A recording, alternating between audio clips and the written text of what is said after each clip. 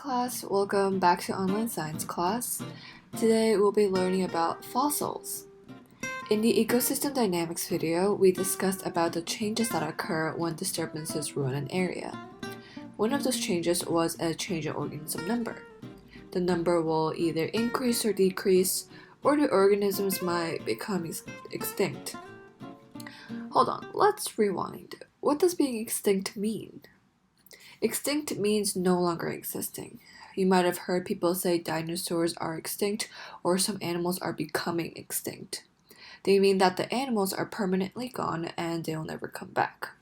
Pretty sad, but let's keep going.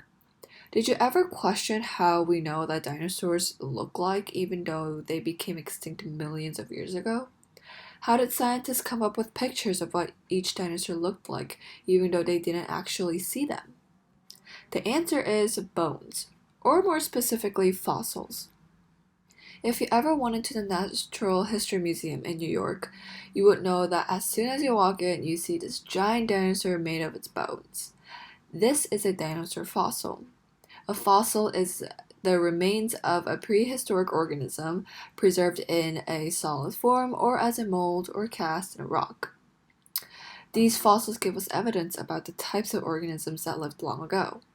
People like paleontologists travel to many different parts of the world and dig areas to see if they can find fossils of animals that lived thousands or millions of years ago.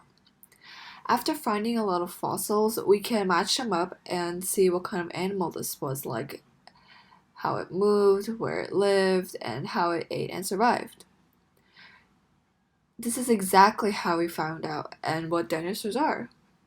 You might be thinking there might be fossils in your backyard and you can just start digging. Well, this is not true because fossils are usually hidden under many layers of rocks and in extreme environments such as deserts. So it might take a while and it will require some special tools. Sometimes fossils are encased in these rocks or sometimes they remain as solid bone. The encased fossils usually contain small animal imprints such as fish, but can be big as the 252-meter ichthyosaur fossil. When the animal dies, the body leaves an imprint in a certain rock and the body disappears as it decays over time. In the end, a hollow space is formed in the shape of the animal's body. The bones usually don't give us a full picture because many of the bones may be still missing. So scientists have to infer what the other parts would have looked like based on the given fossils. Now you know that most of the full dinosaur bone models are not 100% real. Another cool fossil is amber fossil. This fossil actually captures the whole plant or animal, and they're usually small like insects. A substance called resin drips and oozes from trees and traps small things such as seeds, leaves, and insects, and becomes buried and hardened over time. Remember how I said that we can figure out the types of animals based on the fossils? Let's revisit that. Spinosaurus, a theropod dinosaur just like the T-Rex, was thought to be an underwater predator when it was first discovered. However, many scientists disregarded the idea because it seemed to be top-heavy and its back sail would have made it difficult to dive underwater. When a team of paleontologists found bones of the Spinosaurus tail, they realized that the Spinosaurus had a giant fin attached to its backside. This meant that the Spinosaurus probably spent most of its time underwater, swimming as a big threat. Fossils can tell us if the animals lived underwater or on land, or if it flew in the air. It takes a lot of comparison between many fossils to make connections and draw a conclusion. We can compare these fossils to living animals today to see how they are related.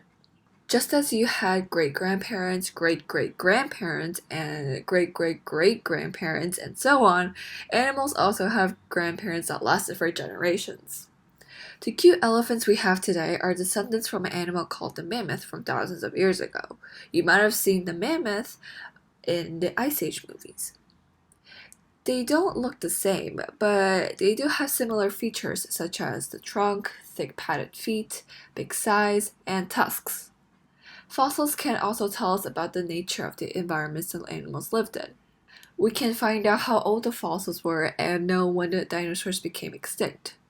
Paleontologists can study the air bubbles trapped in the amber to find out what the air was like during the time when the animals were still living. They can tell if there was a volcanic eruption or other changes in the air that killed these animals. So, what did we learn today?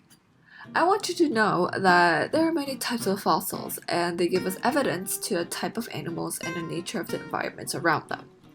We can also compare the fossils to living animals today to see how they're related to each other, just as we did with the elephants and the mammoths.